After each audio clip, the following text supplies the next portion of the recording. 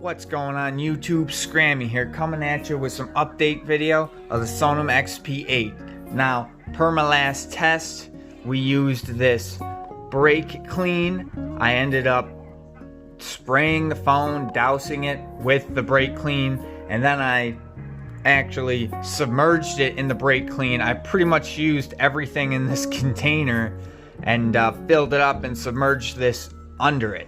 And yeah, this stuff is extremely dangerous. It's just not that great. I don't personally ever use it. I have a friend who does. But anywho, you came here to get an update on this. So, the one thing I have to say is technically during the test, the phone never actually shut off. And it was working all the way to the end. If you want to check out that video, the link will be in the description below with the whole thing. Now, when I did this, I really wasn't sure what was going to happen. It was nasty. It smelled horrible, and that's exactly why I did it outside, because I didn't want to get any part of this around me. Well, obviously after you submerge something in that liquid for over an hour, it's gonna carry a pretty nasty smell. So this phone, it smelled so bad. Like, I know I said that in the video, but after the video was over, I took some Dawn dish soap and I just scrubbed everything. And I scrubbed it open. I didn't even care. I just scrubbed every last crevice spot on this phone I could, just to get the smell away. And then I put it outside for a couple hours to dry, brought it back in, and the smell was still there, to the point where every time I walked up to the phone or touched it, I actually felt ill. Like I got almost an immediate headache, and it was bad news. Like, I couldn't even stand to be around the phone. So I took these Armor All cleaning wipes, and basically I used pretty much the whole container, and I scrubbed and I scrubbed and I scrubbed and I scrubbed, and where'd this weird piece of tinsel come from? And I scrubbed and I scrubbed until finally the smell after a couple days has all but vanished. So really don't do that to your phone. You know, I do set this phone in lots of chemicals, and it's never a good idea. But yeah, I think that was the worst smell so far. It wasn't that it smelled nasty like a fecal situation or something like that. It was like you walked into a room and you smelled something and you were like immediately knew something went horribly wrong. Like, you did not want to be there because it was some toxic something or other. Well, that's how it smelled. It was just terrible. So anywho, after that test, and I cleaned it all off, I've let it sit here. I let it sit and dry, and the smell has gone away now. But I haven't actually come back to doing anything with the Sonim. So this video, basically, we're going to go over what happened, and then, well, we're going to try it. I'm going to put it all back together, and hell, I might as well see if it still works.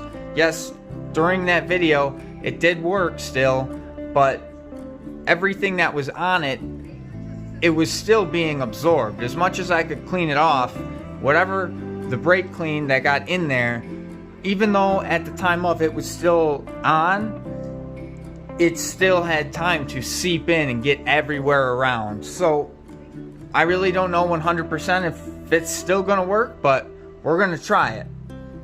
So I do have to say that this Sonim actually has held up pretty well.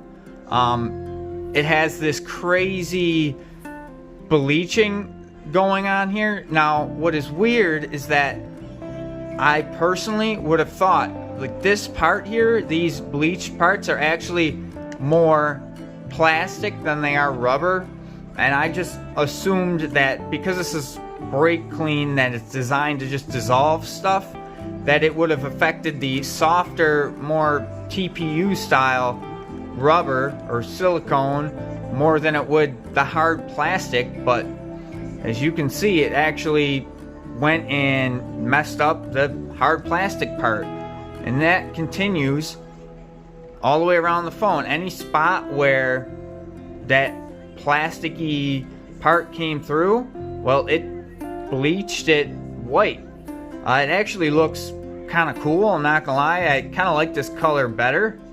You can see it goes all the way around. It gives it just, I don't know, it gives it like a contour. I kind of like it, but not supposed to do that, but it did work, and I think it's kind of cool.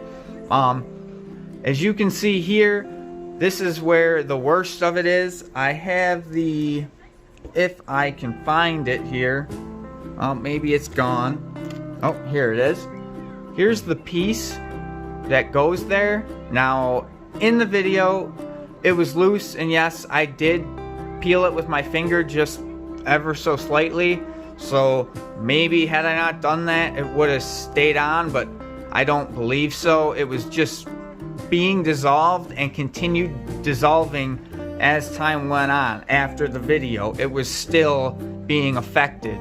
But it would be interesting to note if I could still get Sonim's implements to work, and I'm kind of like, I don't need any of those things, but I kind of want to just try it just to see, like, if you hook something up, will it still actually get good enough contact with all of this been basically, I mean, it's shined up, but it's all exposed. I don't know if it would work. You move down from there, you've got one of your Sonim dedicated buttons, and this button, I think, took the brunt of the damage. Besides this, if you look, it was bright yellow, and it's no longer yellow. I mean, you can see little pieces of yellow, but I can't even really push this button down. It's really stiff. You have the emergency button here. This has also been faded quite a bit. This is not, it's not my camera not picking up good color. It's just, it went from dark red to almost pink, so it definitely took away some color, just like it did to this button. Now if you look here at the bottom, the flap here appears to have pretty much recovered. It was swollen to the point where it was popping open, but now it's pretty much free. And if you look in there, that same crazy bleaching happened inside of the charging port. It's white in there around the softer rubber. Now, I've done tests before with the Sonim and had this completely off. I unscrewed this little protection flap and left the phone underwater for, again, well over an hour, and it was just fine.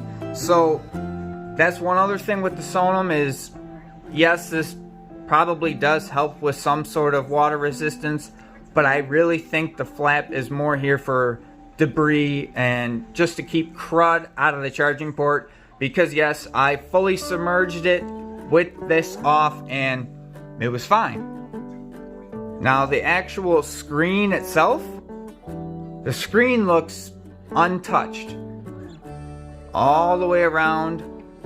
Nothing serious has happened.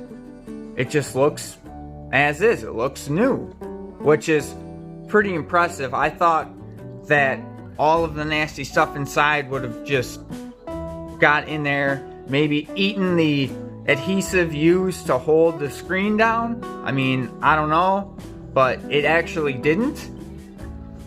Now if you look here at the buttons, I did speak in the video about how they felt very stiff and like they weren't working. The membrane under these buttons, more than likely the brake clean, like they swelled up, so the buttons really wouldn't depress. But I don't know if you can hear it on video, but they are clicking again and they are working. On the opposite side here, we've got the power button, which during the test and when I finished and I was showing off the phone shortly after going through my test, this power button, again, you can hear it click, but it wasn't clicking. It was swollen, whatever underneath here, that membrane. I'm assuming there's some sort of waterproof something or other there. Well, that button, it just didn't, it was not depressing. This button, again, more Sonim dedicated buttons, it does click.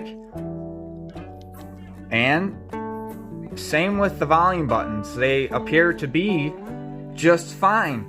Now, if you look real close, you can see in here that bleaching has actually gotten inside. So after the video and I took the battery, I took it apart because I was nervous, because yeah, it's nasty stuff and I really didn't want to have any sort of crazy chemical reaction and the battery blowing up or something. So you can actually see in here the brake clean got underneath that flap, or underneath the back of the phone here, and you can see where it bleached all the way through. So this brake clean penetrated the rear cover and all the way around. You can see the watermark is tripped, and when I took the battery out, it was wet in here and it was brake clean. So I gotta say, it was probably really close to being a total failure, but I guess I got it out just in time. I scrubbed in here. Yes, I actually took a brush and I scrubbed. I didn't even care. It was just that bad of a smell. And then I took the Armor All cleaning wipes, and that's why it looks so nice. It's actually probably cleaner than it was when it was new. But again, all the way around, that hard rubber or almost plastic material has been bleached. And again, watermark tripped. I do believe this is a watermark too, but it was not tripped, but there was brake clean all over in here. As you can see how the Made in China sticker is a little faded. That's because, well, it was wet with brake clean. So that was kind of dangerous, actually. The camera seems to be no worse for wear. Nothing worse than how it was since before the test. It didn't get any sort of moisture under it, neither did the flash. Now these little nubs, these cover the screws so you don't see them. Well, this one is not doing so great. If I can get it back in there, maybe, yeah. So for some reason, just this one is kind of popped out. I can kind of push it back in there, but it doesn't sit flush anymore, so that's kind of annoying. I may just pop it out and leave it out. The other ones don't seem to really have that problem, so maybe it wasn't this test that did that and I just noticed it now, but it's something to just show. On the back cover here, interestingly enough, that rubber gasket that goes all the way around to keep the phone waterproof, well, it's bleached, but it's still a little squishy. It still feels like it would keep a nice tight water seal. I actually went in here with the wipes, cleaned it all off, shined it up, but you can see that's where the brake clean got in, and yes, it was bleached all the way around. I'm saying bleached. I don't know if that's technically what happened. It either bleached it or dissolved the color. I really don't know. I just settled on bleached because it turned it kind of white. And in here you can see, boom, it was whiter, bleached here. But the back, it still feels resilient. It doesn't feel any worse for wear on any other part of it here. The screw is fine. Now the battery is kind of interesting, because this is where I started to get a little nervous, because this battery was basically covered in the brake clean, and the brake clean is designed to dissolve and eat things. Well, you can see here the battery was bleached all the way around. You can see it almost looks like it's peeled away a little bit. Also over here, yeah, and obviously the watermark is tripped, but I don't see any swelling. The battery itself looks to be normal shape. Besides, it looks like it dried out. Again, it's not good for the battery. Obviously, it did something, but I feel as though this battery will still work and still take a charge. And that's one thing that we're actually gonna go over. We are gonna plug this thing in. I'm a little nervous, but hell, we might as well try it. So, the battery, although it looks a little worse for wear, it's still gonna work. And the back. So, we've gone over this phone. Everything looks, I think it looks cool, but you know, I haven't really done anything with it besides that. I left my SIM card in there the whole time, so that might not work either. I don't know. So, without further ado, we're gonna slap this puppy in there. And one thing with Sonims are, yeah, they're built obviously really resilient and strong, but when you pop this battery in, like, even without the back cover, it don't want to come out. Like, it's a nice solid click. It's really in there, which is kind of nice, so it never will jostle around. So I'm gonna put the back on because God forbid there's a spark or something from the battery. I don't know. So I'm gonna snap this on. Perfect. And then I'm just going to screw this together real quick.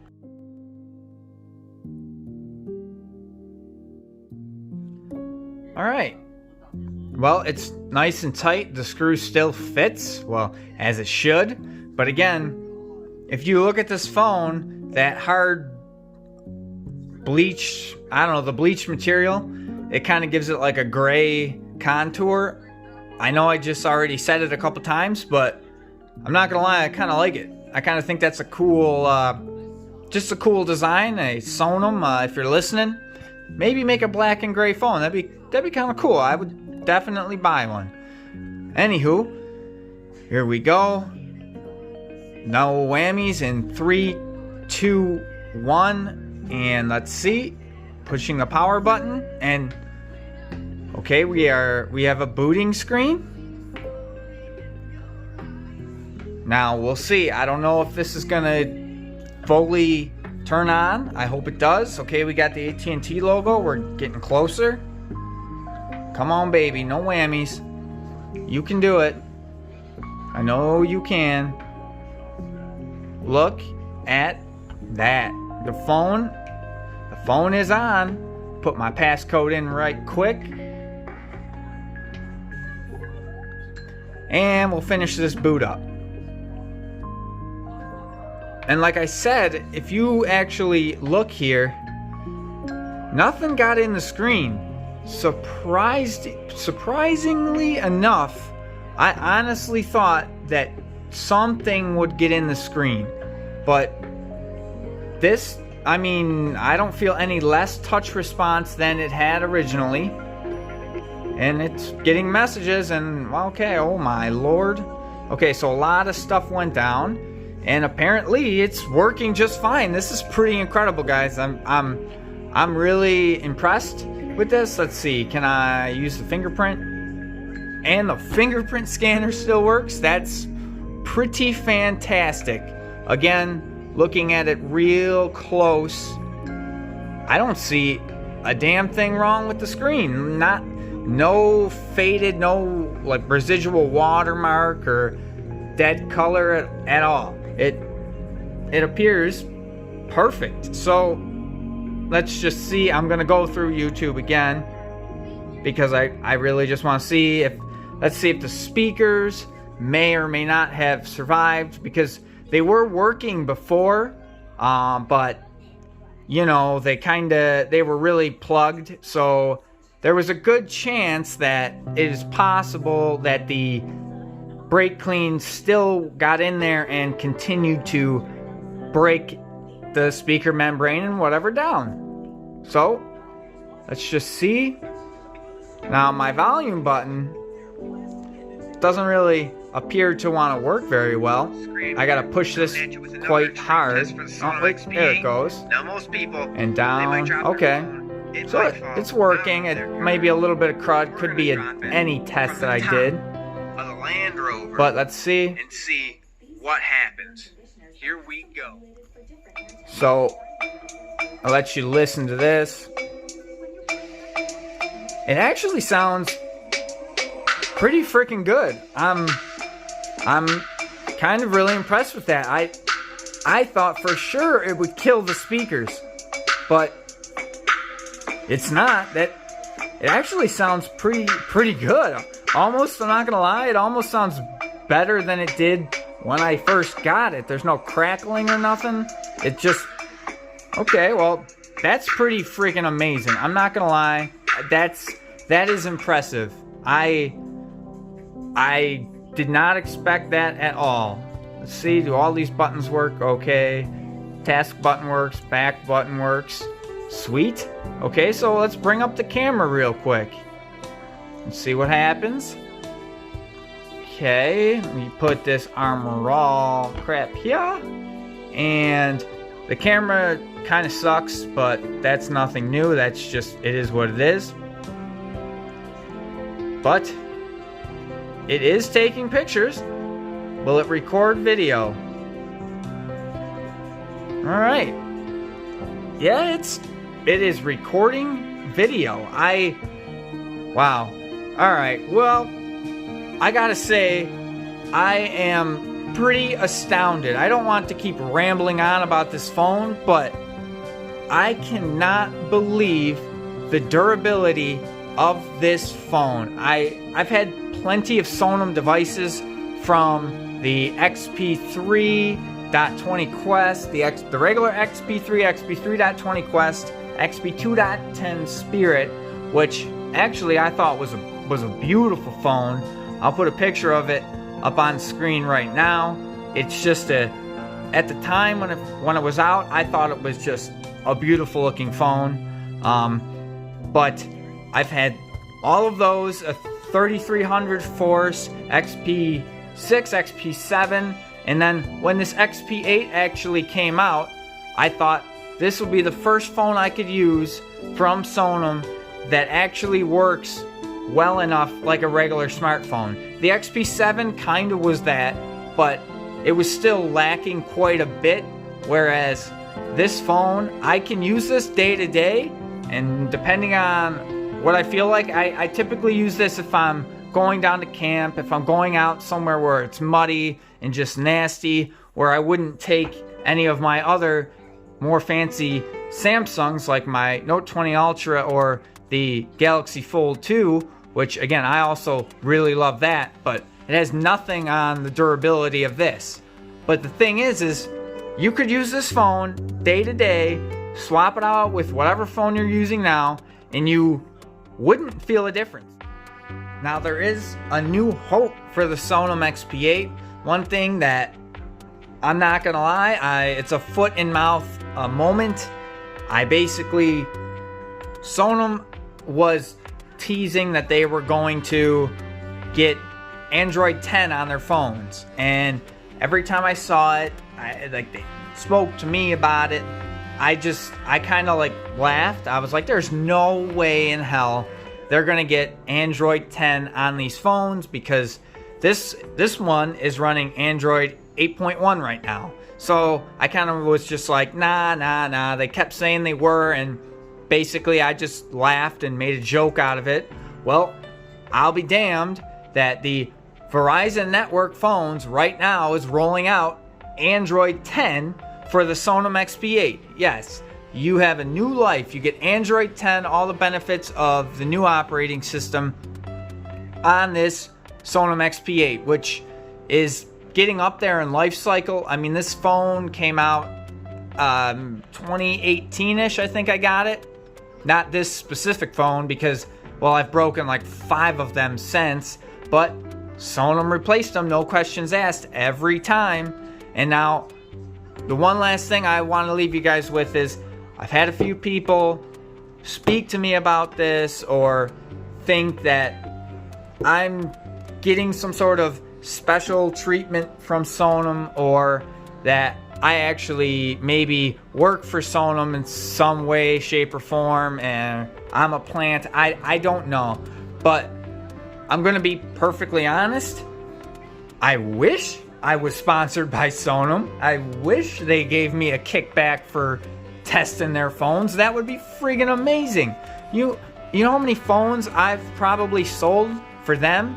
So what I'm doing for them is much more than what they're doing for me. Sure, they've posted some of my videos and I've had some chats with them, but no, I paid for this original XP8 out of my own pocket, and every time I've broken the phone and I've sent it in for a replacement, you would get the same exact treatment.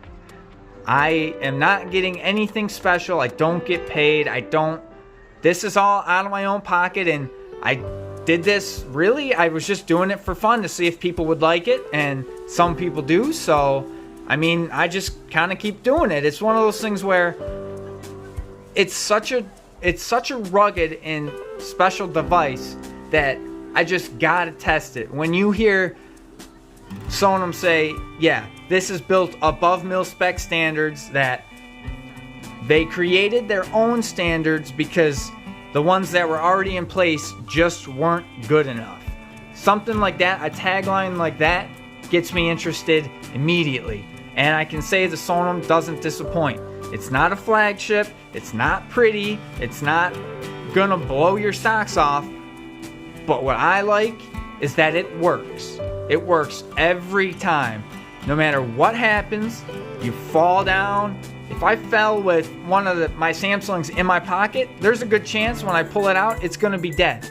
This phone, not so much. This phone will be there. It's reliable to the point of it's incredible. It's astonishing to me the amount of abuse somebody put into a phone, and it's like the anti-hero. It's the phone everybody wants, but nobody actually wants. If you understand my meaning, I mean by saying this phone has everything in a phone that people want. It's virtually unbreakable. It can take extreme pressures. You can park a vehicle on it. It can survive for days and days in the cold. It can be heated. It can be burnt. I mean, it can be left in all sorts of assortments of chemicals, as I've tested. But guess what? At the end of the day, it still works. Now, everybody wants that. Everybody wants a phone that's virtually unbreakable and invincible. But they just don't want it to look like this. They want that fancy glass, shiny phone, but they want it to be incredibly tough like this. And well, that's just not gonna happen. But personally, I think the phone has a charm about it. Like when I whip this thing out, if I take this out and throw it on a table and everybody else has their iPhones, Samsungs, whatever, you name it, LG, everybody's phone looks pretty much the same. And I'm not saying that they look bad, because yes, they all make pretty beautiful looking phones, but I would argue that this is beautiful. Why, might you ask? Because it's not trying. It's so anti-flashy, just trying too hard, want to look like a yuppie kind of phone. This is the exact opposite. This is burly, it's beefy, it's chonky, it's tactile, the buttons, they click, everything, there's presses, it's just, I think it looks badass. It's like, I know I don't want to be sexist about this, but it's like a man phone, you know what I mean? You pull this thing out, you mean business. You could take this and smash everybody else's phone on the table, all while ordering pizza. You know what I mean? You put this out there, pretty much everybody's going to be like, what is that? And most people, it's definitely a conversation starter. And some of the really expensive Samsungs I have, if I put them on the table, nobody bats an eye. But this this puppy, now this thing gets a conversation started. And something about that, the way Sonim just didn't care about any of that. They set out for one purpose, and that was to build a phone that's incredibly rugged, and it works. And that's exactly what this is. Now, I've been rambling on a lot here, so I don't want to drag this video on too far, but if you want a phone that can take just about anything and everything under the kitchen sink, literally, this is the phone for you. If you want flagship specs, if you want something that looks nice, if you need a really nice camera, no, it's not for you. But if you look just at the numbers, obviously it seems like it would be terrible, but I'm just saying in personal use, it works perfectly fine day to day. Any of the apps I use, I don't have a problem with. They all load. It runs a few apps at a time. I have no issues with that. So on paper, you're gonna say, yeah, it sucks, but in practice, it really doesn't. I think it's like the underdog. I really think it's a solid, good phone, and I'm really excited to see what Sonim comes up with next. Again, this thing has been hell, yet it still works. Minus, this melted off and this is gone, but this wasn't just the only test with chemicals I've done to this phone. It's been dozens of tests, dozens of chemicals, over and over and over. And basically, I just continue to do that until it breaks. And then guess what? I talk to Sonim. Sonim says it's no questions asked, unconditional, and I get a new one. That's amazing, and I love it. So, yes, brake clean is incredibly dangerous and not good stuff, but guess what? All it does is put a little bleach colored on your Sonim, and personally I think that looks pretty cool. But other than that, the phone works and functions as it should, and that is awesome. So stay tuned for more testing, more smashing. If you liked the video, if you liked my ramblings, go ahead and like if you like it, and if you hate it, go ahead and dislike it. So, yep, Scrammy is out of here. Alright, real quick guys, I completely forgot. We do have the Sonim here, and I have it on the stove in a cooking pan here because I'm about to plug this thing in, which I forgot to do, and God forbid something goes up in smoke, well, I can turn on the exhaust fan. And I'm also using my Sonim dedicated plug, and I'm plugging it into a GFCI outlet just in case. So, without further ado, in 3, 2, 1, oh boy, come on. Alright, it's plugged in. It is charging. It is taking a charge. I can't believe it, but not only was it doused and pretty much dead, well, it's charging. So this Sonim can continue to live on. I'll be damned.